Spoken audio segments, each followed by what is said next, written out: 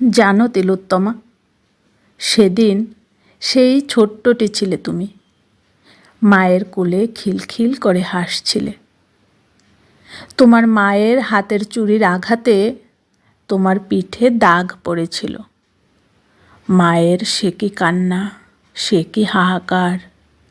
সমস্ত দিনের জন্য মুখের হাসিটা কোথায় মিলিয়ে গেল। কাজের ফাঁকে কতবার এসে দেখলো তোমার শরীরের আঘাতটা। বাবা এসে তোমাকে কোলে তুলে মাকে বলেছিল, ওই চুড়ি আর পরতে হবে না। তাদের আদরে যত্নে তুমি তোমার ব্যথাটা ভুলে গেছিলে। তুমি যখন হাঁটতে শিখছিলে, পরে গিয়ে ব্যথা পাবে এই ভয়ে ওরা তোমার পাশে পাশে সারাক্ষণ হাত বাড়িয়ে থাকতো। জানো তিলোত্তমা, তুমি যখন ভুল করে ছাতাটা ফেলে স্কুলে যেতে, সূর্যের প্রখর তাপ তোমার শরীরকে দগ্ধ করবে, এই দুশ্চিন্তায় বাবা ছুটতেন ছাতা নিয়ে তোমার পিছু পিছু। খেলার মাঠে পড়ে গিয়ে যখন তোমার হাঁটুর চামড়া ছড়ে যেত, মা বাবা তোমায় নিয়ে ছুটতেন ডাক্তারখানায়। ঘরে ঘরে তিলোত্তমারা এইভাবেই বড় হয়।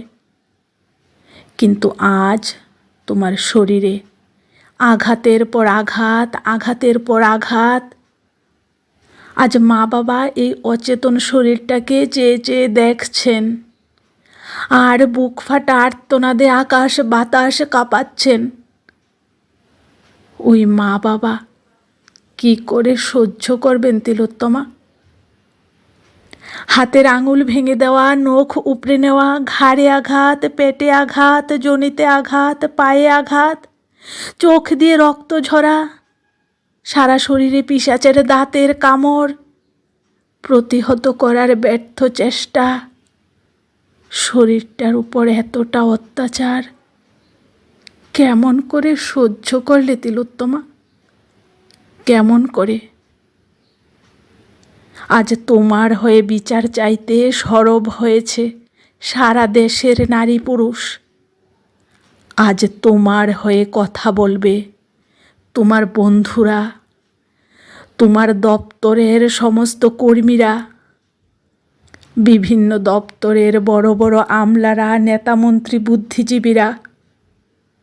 একদিন সবাই থেমে যাবে, নদী আবার তার আগের নিয়মে বয়ে যাবে, সূর্য সেই পুরাতন নিয়মে সকালবেলার আকাশ রাঙাবে।